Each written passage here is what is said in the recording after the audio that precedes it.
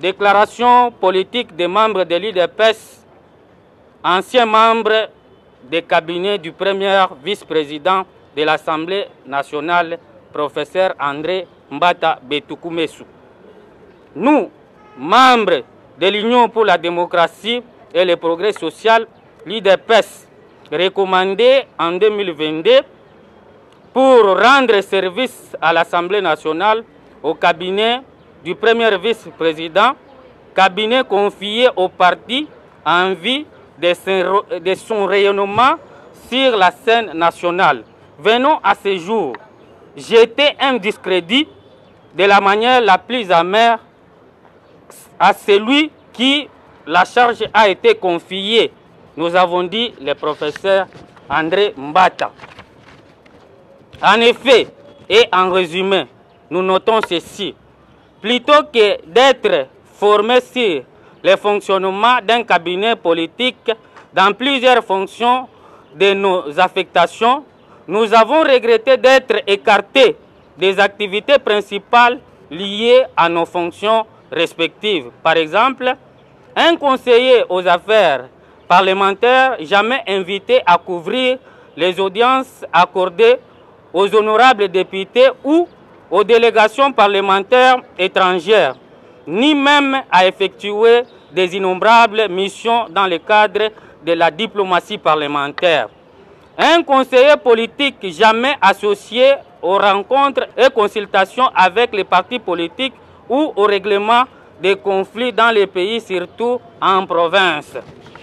Nous avons eu des preuves que les rémunérations dans les cabinets sont fixées par les membres des cabinets à l'Assemblée auxquels nous appartenons sur une enveloppe globale mensuelle affectée à son cabinet. Chez le premier vice-président Mbata, ces rémunérations est très maigres et minimes.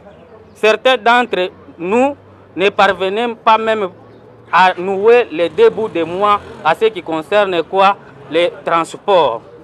Les 90% de l'enveloppe restante, c'était les montants qui étaient affectés pour son enrichissement personnel. Toutes les démarches entreprises dans le cadre de l'augmentation des salaires s'étaient avortées toujours en vain. Les collègues porteurs des doléances pour obtenir une amélioration des situations étaient réprimés sans pitié. L'exemple de Mme Odia Kashiba Otine, responsable fédérale du parti, chassé sans préavis comme un chien, du conseiller politique Grégoire Banza, déguerpi dans le bureau par M. Mbata lui-même avec ses policiers de garde armés étant que d'autres. Ainsi, nous présentons notre plainte à l'autorité de référence du parti, son Excellence Félix Antoine Tshisekedi, chef de l'État, au secrétaire général, honorable Augustin Kabouya, et aux autres responsables, surtout ceux qui sont chargés de la gestion des ambitions comme suit. Nous avons été envoyés au cabinet pour être considérés comme les orphelins abandonnés, maltraités, écartés. Nous avons constaté que M. Mbata n'a pas l'âme de l'UDPS. Il ne connaît ni ne pratique le peuple d'abord. Il ne respecte ni notre parti UDPS, ni ses leaders. Et dit qu'il a eu ce poste grâce à son intelligence et n'a de compte à rendre à personne. Nous sommes informés qu'il fait de lobbying pour rentrer dans notre poste au premier vice-président de l'Assemblée, poste confié à l'UDPS, alors que nous nous opposons catégoriquement à son retour à ce poste.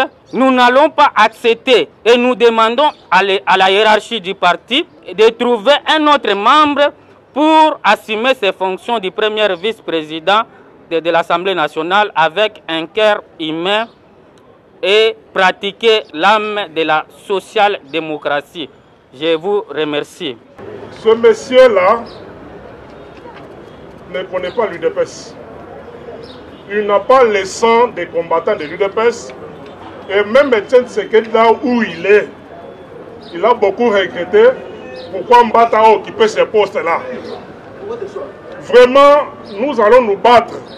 Nous allons nous battre pour que Mbata ne revienne plus encore à l'Assemblée nationale.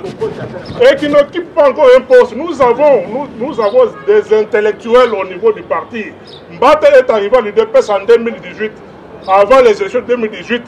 Mais aujourd'hui, il se retrouve avec un grand poste, un poste du parti, attribué au parti au niveau des institutions.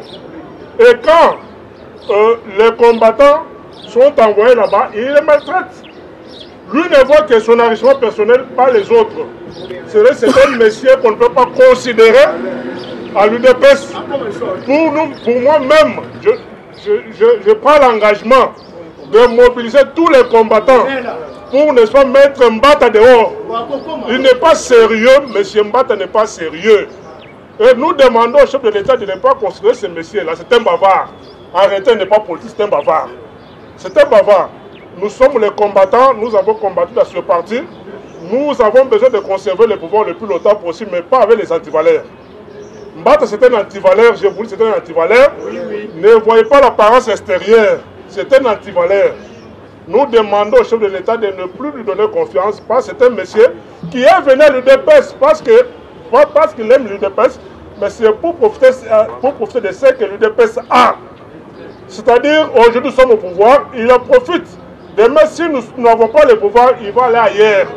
Alors nous ne voulons pas les gens comme ça. Nous avons des gens qui ont perdu leur bien à l'UDPS. Nous avons des grands professeurs à l'UDPS qui ont combattu, qui ont été maltraités pendant plusieurs décennies. Ces gens-là sont capables de gérer. Nous avons beaucoup de députés à l'Assemblée nationale capables aussi d'occuper ces postes-là. Pas Mbata, même pas un chef de rue. Il ne mérite pas. C'est un monsieur mauvais, un rancunier. Merci beaucoup.